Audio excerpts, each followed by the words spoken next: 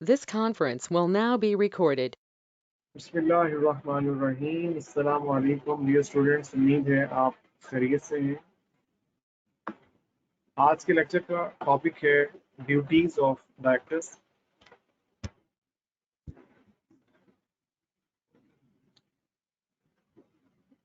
Companies act में directors की जो ड्यूटीज मेंशन की हैं वो कुछ इस तरह है सेक्शन 204 के तहत कि नंबर 1, कंपनी का डायरेक्टर कंपनी के आर्टिकल्स ऑफ एसोसिएशन के मुताबिक ही अपने फ़राइज़ सर अंजाम देगा। यानी आर्टिकल्स ऑफ एसोसिएशन ये चूंकि बायलॉज हैं कंपनी के, आर्टिकल्स ऑफ एसोसिएशन में कंपनी की इंटरनल मैनेजमेंट से मुतालिक रूल्स एंड रेगुलेशंस लिखे हुए होते हैं। तो डायरेक्टर की जिम्मेदारी है, उसकी ड्यूटी है कि वो आर्टिकल्स ऑफ एसोसिएशन के मुताबिक ही अपने फ़राइज़ सर अंजाम दे और उन रूल्स और रेगुलेशंस को फॉलो करे। नेक्स्ट ड्यूटी ये है कि गुड फेथ में काम करे, अच्छी नीयत से काम करे और कंपनी के जो मकासद हैं उनको प्रमोट करने के लिए काम करे। कंपनी जिन मकासद के लिए बनाई गई थी उनकी प्रमोशन के लिए, उनको प्रमोट करने के लिए गुड फेथ में काम करे।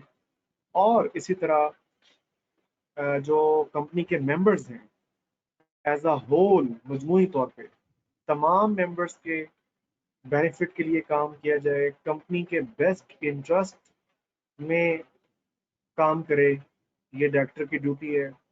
इसी तरह जो कंपनी के एम्प्लॉयज़ हैं उन एम्प्लॉयज़ के बेहतरीन मुफाद के लिए वो काम करे, कंपनी के शेयर होल्डर्स के बेनिफिट के लिए काम करे और इवन जो कम्युनिटी है, मुआशरा है, उसके लिए, उसकी बेहतरी के लिए भी और इन्वायरमेंट की प्रोटेक्शन के लिए। अब ये वाले तमाम तो अल्फाज आपको समझ आ रहे होंगे कि जी मेंबर्स के बेस्ट इंटरेस्ट में, कंपनी के बेस्ट इंटरेस्ट में, एम्प्लॉयज़ शेयर होल्डर्स के बेस्ट इंटरेस्ट में। लेकिन इसका मतलब क्या है, ये जो आखिरी अल्फाज हैं and for the protection of environment, इसका मतलब ये है, एग्जांपल के जरिए आपको ये बात समझाता हूँ। फर्ज करें कि अगर एक कंपनी के तहत इंडस्ट्री को रन की जा रही है, कोई फैक्ट्री है, कोई इंडस्ट्री है और वहां से अगर कोई स्मोक खारिज होता है तो जाहिर है ये एनवायरनमेंट को पोल्यूट करेगा, आलूदा करेगा। तो एनवायरनमेंट को पोल्यूट होने से बचाने के लिए भी एफर्ट्स की जानी चाहिए। माहौल का तहफ़्फ़ुज़ करने के लिए, एनवायरनमेंट को प्रोटेक्ट करने के लिए, एनवायरनमेंट को पोल्यूट होने से बचाने के लिए जो इकदामात हैं वो लिए जाने चाहिए साइंटिफिकली। यानी ऐसे इकदामात लिए जाने चाहिए कि जिनकी वजह से एनवायरनमेंट पोल्यूट ना हो। उस स्मोक की वजह से या अगर वहाँ से वेस्ट वाटर निकलता है तो उसकी वजह से, मतलब ऐसे मेजर्स लेने चाहिए जिसकी वजह से इन चीज़ों को कंट्रोल किया जा सके। जी आप बताएं, समझ आ गई इसकी? जी बताइए, समझ आ गई? अच्छा, इसके बाद नेक्स्ट पॉइंट है कि डायरेक्टर अपनी जो ड्यूटीज हैं, अपने जो फराइज हैं वो रीजनेबल और ड्यू केयर से वो सरंजाम दे, एहतियात से, और अपने फ़राइज़ को सरअंजाम देने के लिए जो अल्लाह ने स्किल उसे दी हुई है, जो उसमें जो सलाहियत है उसको इस्तेमाल करे। डिलीजेंस मतलब केयरफुलनेस के साथ वो अपने फ़राइज़ को सरअंजाम दे, मतलब उसमें सुस्ती ना करे, उसमें लेजीनेस और इग्नोरेंस और इस किस्म की एटीट्यूड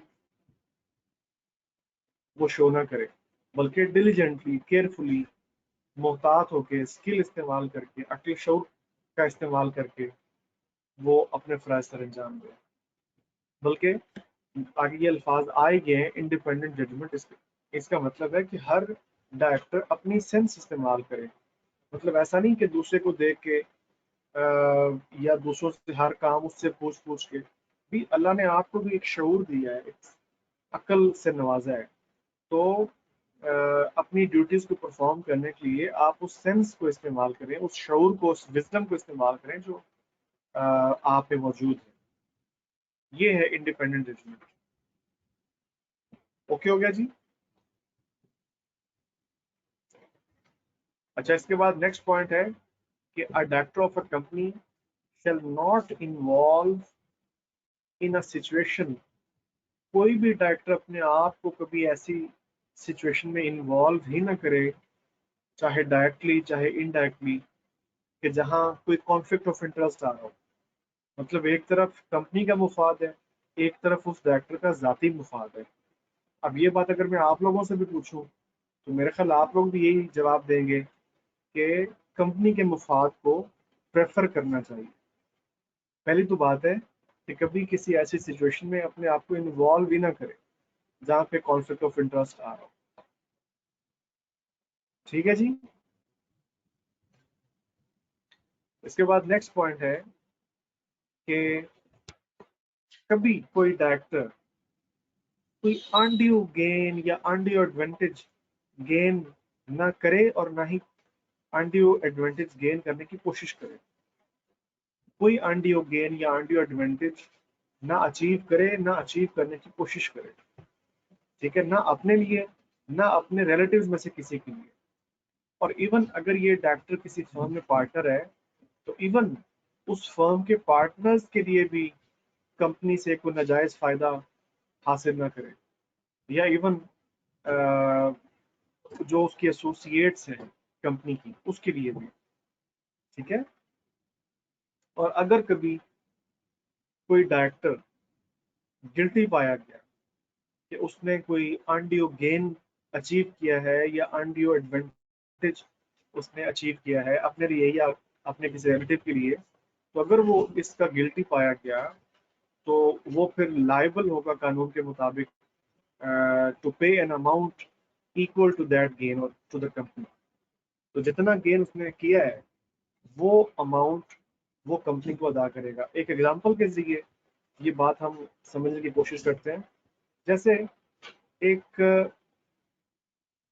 प्लॉट की जरूरत थी कंपनी को, और वो प्लॉट जो पसंद आया उसकी मार्केट वैल्यू जो है वो 100 मिलियन थी। 100 मिलियन मार्केट वर्थ, 100 मिलियन। लेकिन वो प्लॉट एक डॉक्टर साहब के कजन का था। लेकिन जनाब अब इन्होंने किया क्या कि अपनी कंपनी को वो प्लॉट दिलवाया और कंपनी से 120 मिलियन रुपीज पे करवाए हैं कजन को। ठीक है, इसका मतलब 20 मिलियन का गेन हुआ। जब उसकी मार्केट वर्थ, उसकी मार्केट वैल्यू सिर्फ 100 मिलियन है, तो आप क्यों 120 मिलियन कंपनी से दिलवा रहे हो? तो सीधा सीधा नजर आ रहा है कि जनाब ये अनड्यू गेन है, अनड्यू एडवांटेज है। तो ये 20 मिलियन का गेन जब ये पकड़ा जाएगा, जब ये साबित हो जाएगा, तो इस सूरत में फिर ये रकम उससे वापस ली जाएगी और वो डॉक्टर बाउंड होगा ये रकम कंपनी को अदा करने के लिए। जी बतावे, समझ आ गई? ओके। अच्छा, इसके बाद है डायरेक्टर अपना जो ओहदा है, अपना जो मनसब है, ये ऑफिस का मतलब है डेजिग्नेशन, पोजीशन, मनसब, ओहदा। असाइन का मतलब है ट्रांसफर। तो कोई डायरेक्टर, ये जो अपने डायरेक्टर होने की पोजीशन है, ये किसी को असाइन नहीं करेगा, ट्रांसफर नहीं करेगा। मतलब ये कि अगर एक डायरेक्टर ये चाहता है कि मैं अपना ओहदा अपने बेटे को दे दूं या अपने भाई को दे दूं या अपने किसी दोस्त को दे दूं, यानी उसको अपनी जगह बतौर डायरेक्टर कंपनी में अपॉइंट करवा दो अपनी जगह पे, तो इस अंदाज में असाइनमेंट ऑफ ऑफिस नहीं हो सकती। और अगर किसी डायरेक्टर ने इस अंदाज में कोई असाइनमेंट की है, मतलब ऑफिस अपना ट्रांसफर किया है किसी को, तो ये असाइनमेंट वॉइड होती है। ठीक है जी।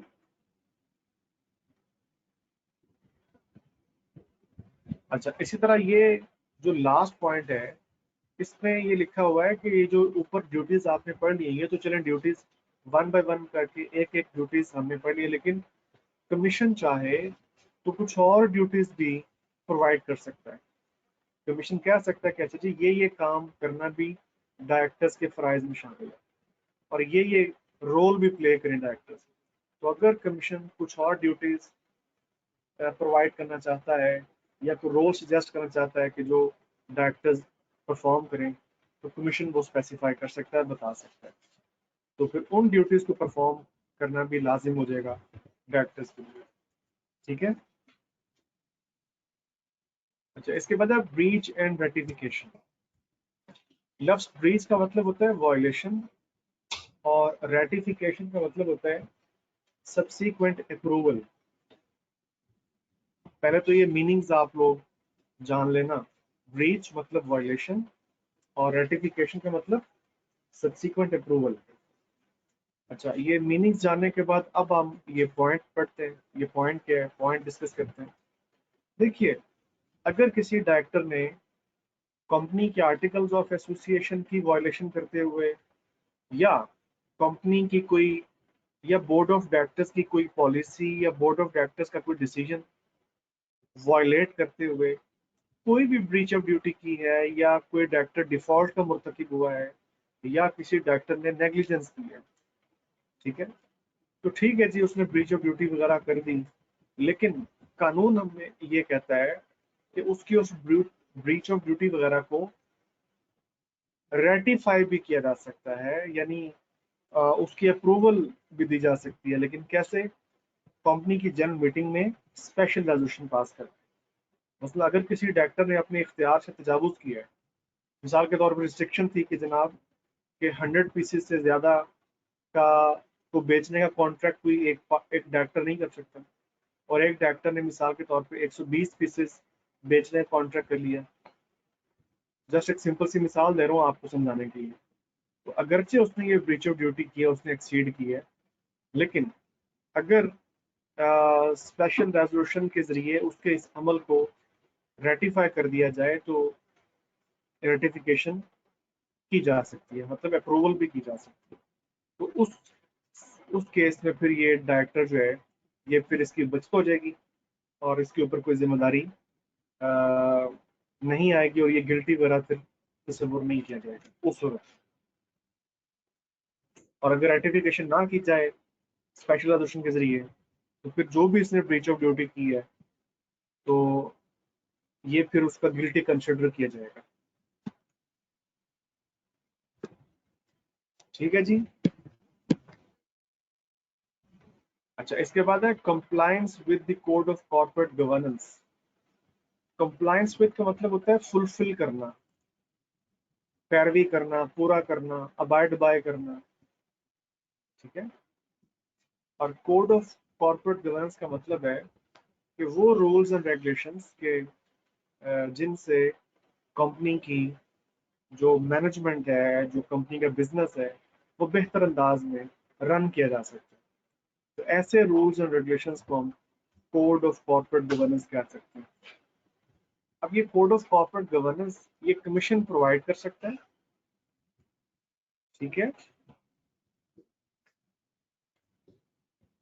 और डायरेक्टर्स की ड्यूटी है कि फिर उस कोड ऑफ कॉर्पोरेट गवर्नेंस को ये कंप्लाई करें। डायरेक्टर्स की ये ड्यूटी है कि उस कमीशन की तरफ से दिए गए कोड ऑफ कॉर्पोरेट गवर्नेंस को ये उसके ऊपर अमल करें, उसी के मुताबिक ये काम करें।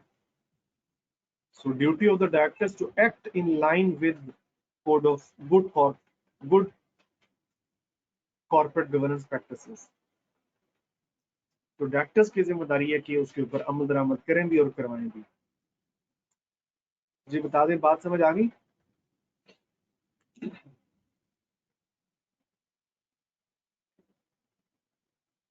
ओके हो गया। अच्छा, इसके बाद liabilities of directors and officers. इसमें ये जो पॉइंट है, रिस्ट्रिक्शन ऑन इंडेमनिफिकेशन। पहले इंडेमनिफिकेशन का लफ्ज़ी मतलब आपको बता दूं। इंडेमनिफिकेशन का मतलब कॉम्पनसेशन, कॉम्पनसेशन ऑफ लॉस भी कह सकते हैं, सिर्फ कॉम्पनसेशन भी कह सकते हैं। ये इंडेमनिफिकेशन का मतलब है। अच्छा, अब इस पैराग्राफ में जो कुछ लिखा हुआ ना, मैं चाह रहा हूँ कि यहाँ वर्डिंग पढ़ने की बजाय मैं क्यों ना पहले आपको इस पूरी प्रोविजन का मफहूम बता दूं बड़े आसान अल्फाज के अंदर। देखिए, और अगर आप चाहें तो इसको फिर बाद में लिख लीजिएगा इन्हीं आसान अल्फाज में, लेकिन पहले आप सुन लें, समझ लें। अगर एक तरफ लॉ में लिखा हुआ हो कि कंपनी का कोई ऑफिसर अगर ब्रीच ऑफ ड्यूटी करे या कोई डिफॉल्ट का मर्तकब हो या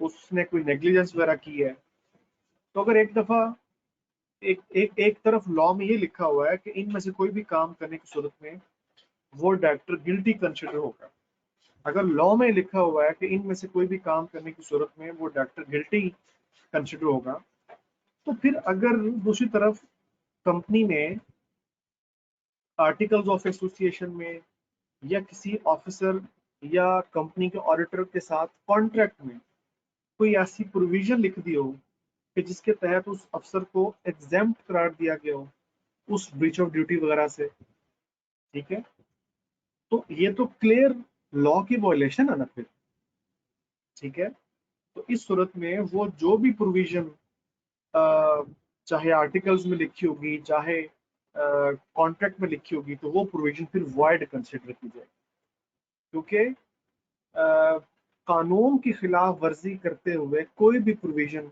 ना आर्टिकल्स ऑफ एसोसिएशन में लिखी जा सकती है, ना कंपनी और कंपनी के किसी ऑफिसर के बीच में जो कॉन्ट्रैक्ट हुआ था उस कॉन्ट्रैक्ट में कोई ऐसी प्रोविजन लिखी जा सकती है जो वाज़ेह तौर पे कानून के खिलाफ है। तो अगर कोई ऐसी प्रोविजन आर्टिकल्स में मौजूद है या कॉन्ट्रैक्ट में मौजूद है तो वो प्रोविजन वाइड होगी, इनवैलिड होगी, उसका कोई असर नहीं होगा, ठीक है। अब इस कॉन्सेप्ट को आप समझते हैं इस प्रैक्टिस क्वेश्चन से, बहुत ही जबरदस्त ये प्रैक्टिस क्वेश्चन इस कॉन्सेप्ट को समझाने के लिए। देखते हैं जी। Rashid was appointed as chief executive of Chalak Limited. At the time of his appointment, Adil, one of the major shareholders and founder member, informed him that since last 4 years, CL is paying 90% cash dividend to all the shareholders. However, Adil mentioned that he did not like to pay dividend to minority shareholders and advised Rashid not to pay from this year. अब ये उसे कहा जा रहा है जनाब CEO को कि ना तुम पे करना।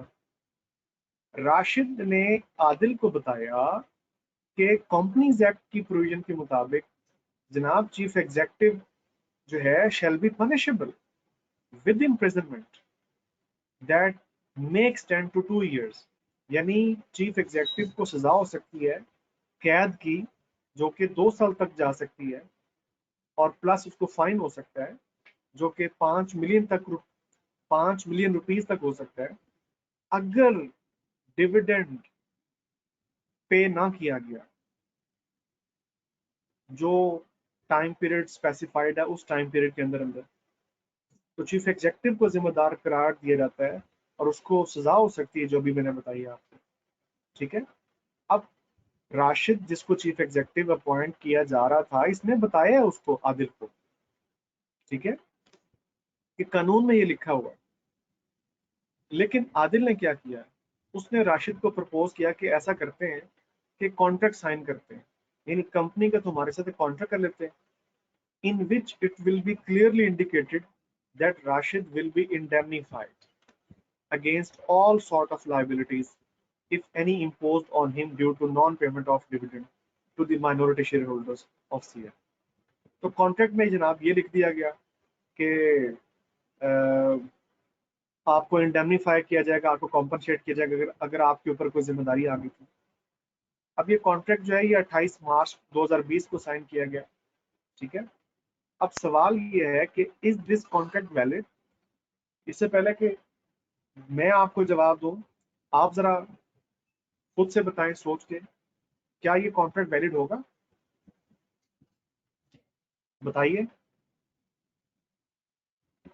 ये कॉन्ट्रैक्ट वैलिड नहीं होगा, ये कॉन्ट्रैक्ट वॉइड होगा, ऐसा ही है ना।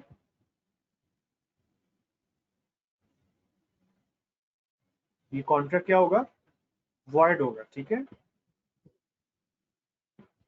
और उसके वॉइड होने की रीजन क्या है भला, ये जो अभी आपको ऊपर मैंने प्रोविजन बताई है, ठीक है जी, इस प्रोविजन की वजह से। ओके जी।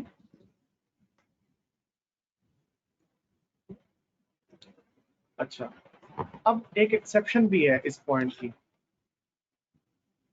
एक्सेप्शन, क्या एक्सेप्शन है जी, देख लेते हैं।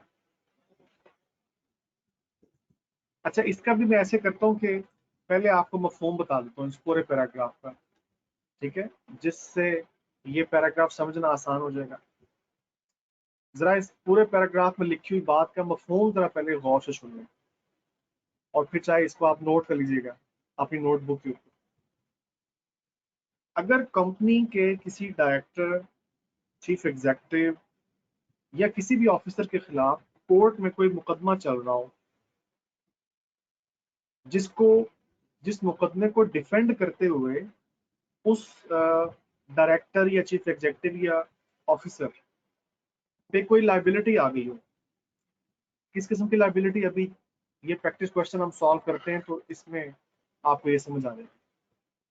तो अगर उस मुकदमे को डिफेंड करते हुए उस डायरेक्टर या चीफ एग्जीक्यूटिव या उस ऑफिसर पे कोई लाइबिलिटी आ गई हो, तो इस सूरत में कंपनी को इजाजत है कि कंपनी उस ऑफिसर को या डायरेक्टर को जिस पे लाइबिलिटी आ गई थी उसको इंडेमनीफाई या कॉम्पनसेट अगर कंपनी करना चाहे तो कंपनी ऐसा कर सकती है। लेकिन कंडीशन ये है, लेकिन शर्त ये है, कंडीशन ये है कि उस मुकदमे का जो फैसला है वो उस ऑफिसर या डायरेक्टर या chief executive what ever the case is उसकी फेवर में आया हो। तो अगर तो मुकदमे का फैसला उसकी फेवर में आया है या अदालत ने उस ऑफिसर को या डायरेक्टर या चीफ एग्जीक्यूटिव को जिसने मुकदमा डिफेंड किया था, अगर अदालत ने उसे उस मुकदमा में बरी कर दिया हो, ठीक है, या तो फैसला उसकी फेवर में आया है कोर्ट से या अदालत ने उसे उस मुकदमा में बरी कर दिया है, तो बस कंडीशन ये है। तो अगर तो इन दोनों में से कोई सूरत है तो उस सूरत में कंपनी उसे कॉम्पनसेट कर सकती है, इंडेमनीफाई कर सकती है। कैसे जी, आप इस रूल को सीखते हैं एग्जाम्पल के जरिए। ये जो प्रैक्टिस क्वेश्चन यहाँ पे गिवन है, प्रैक्टिस क्वेश्चन नंबर 18, ये पास पेपर का क्वेश्चन है। तो देखते हैं जी, Asad filed criminal case against Bilal who is working in the capacity of chief financial officer of Shining Star Limited। जी बताएं, यहां तक समझ आ गया। कोई मिस्टर असद है, उसने बिलाल के खिलाफ एक क्रिमिनल केस दायर किया है और बिलाल सीएफओ है एसएसएल के अंदर, शाइनिंग स्टार लिमिटेड में ये सीएफओ। और क्रिमिनल केस जो बिलाल के खिलाफ किया गया तो उसमें मौकफ का इख्तियार किया गया था ऑन द प्रीमाइस, मतलब मौकफ ये इख्तियार किया गया, पॉइंट ऑफ व्यू ये था, इल्जाम ये था दैट बिलाल हैज मिसअप्रोप्रिएटेड एसएसएल्स फंड्स, कि इसने कंपनी के फंड्स में हेर फेर की है to the tune of rupees 10 मिलियन, 10 मिलियन रुपीज तक के फंड्स में इसने सुर्द बुर्द की है, हेर फेर की है, मिस अप्रोप्रिएशन की है। अब चूंकि बिलाल जो सीएफओ है, कंपनी का एक ऑफिसर है, इसके खिलाफ एक मुकदमा दायर हुआ है। उस मुकदमे को डिफेंड करने के लिए इसने लॉयर हायर किया, बल्कि एक लॉयर नहीं, इसने क्या किया, messrs Dayanatdar and company legal adviser, यानी इसने लॉ फर्म हायर की है उस मुकदमे को डिफेंड करने के लिए, and provided all the evidences with respect to all the allegations raised by Asad in the said criminal case। और इसने अपने वकील को, लॉ फर्म को तमाम तर जो एविडेंसेस हैं, प्रूफ्स हैं उन एलिगेशंस के मुतालिक वो प्रोवाइड किए हैं। और प्लस इसने 5 लाख रुपया जो है वो फी अदा की है उस लॉ फर्म को। Based on the documentary evidences provided by Bilal, the court acquitted. अच्छा, वो जो शहादतें दी गई थी, जमा करवाई गई थी, वो जो प्रूफ और जो सबूत जमा करवाए गए थे, वो इतने मजबूत थे कि अदालत ने बिलाल को बरी कर दिया। एक्विट का मतलब बरी कर दिया। डिक्लेयर्ड बिलाल एज इनोसेंट, यानी अदालत ने बिलाल को डिक्लेयर किया कि भाई जुर्म साबित नहीं हुआ, ये गिल्टी नहीं है। ठीक है, इल्जाम जो इसके ऊपर लगाए गए थे वो गलत साबित हुए। अच्छा, ये बरी हो गया उस केस में से।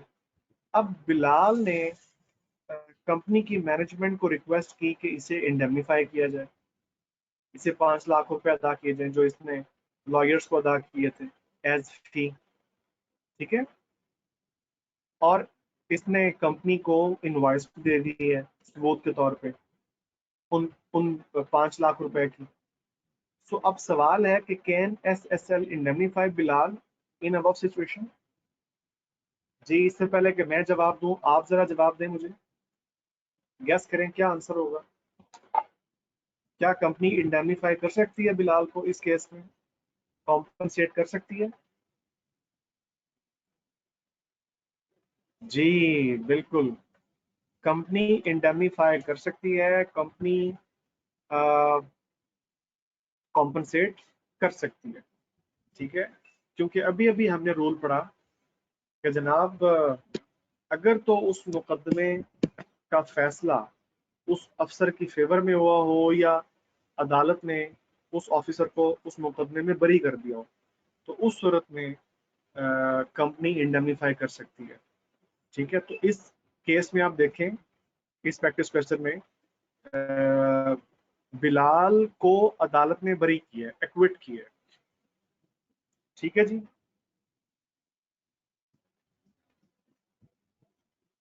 तो लिहाजा इस सवाल के जवाब में हम क्या कहेंगे? Yes, yes, SSL can indemnify Bilal in the above situation. जी बता दें, ओके हो गया जी, समझ आ गया? ओके जी, कोई सवाल हो आज के टॉपिक में से?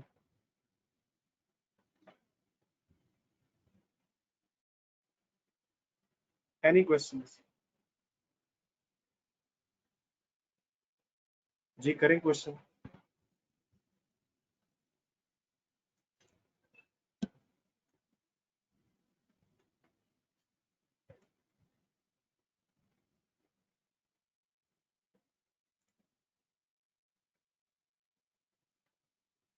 क्वेश्चन कर रहे हैं?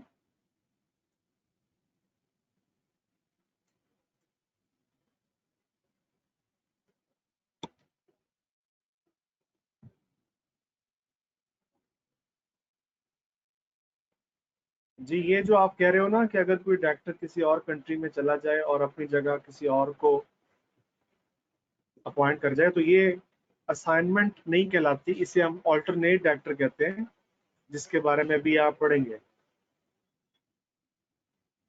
ठीक है, तो किस सूरत में वो ऑल्टरनेट डायरेक्टर अपॉइंट कर सकता है? तो वो प्रोविजन लॉ में मौजूद है। ठीक है अब्दुल्ला भाई,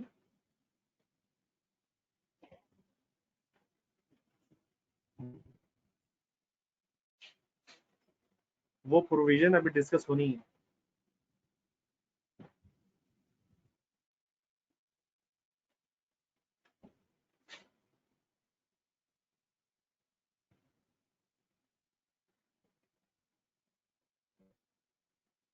अच्छा अच्छा अच्छा। तो ये है जी हमारा आज का टॉपिक। कल इंशाल्लाह नेक्स्ट टॉपिक के साथ फिर मिलेंगे। तब तक के लिए अल्लाह हाफिज।